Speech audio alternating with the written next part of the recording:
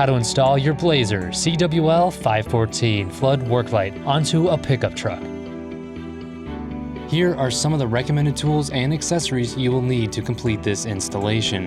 And here are the items that come with the light. First, using the mounting bracket to determine where you want the light to be located, drill holes in your desired mounting locations and secure the light with the provided hardware. Now that the light is secured to the vehicle, we can begin the wiring portion of our installation. Begin by using a ring connector to attach the hot wire to the positive lead on the battery. Feed the other end of the hot wire from the battery to a 10 or 16 amp fuse. From the fuse, run the wire to the dashboard by drilling through the firewall in a logical location that will not interfere with engine operation. Protect the wire with a rubber grommet. Insert a switch into the dashboard and attach it to the hot wire from the battery.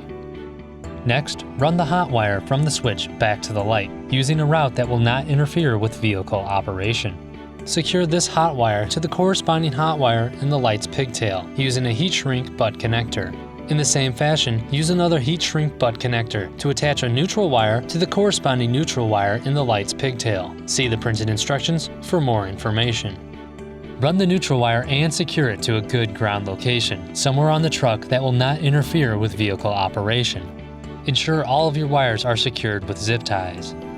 Finally, test the light to make sure everything works properly. Congratulations, you have successfully installed your new Blazer CWL514 flood work light. Blazer International lights the way.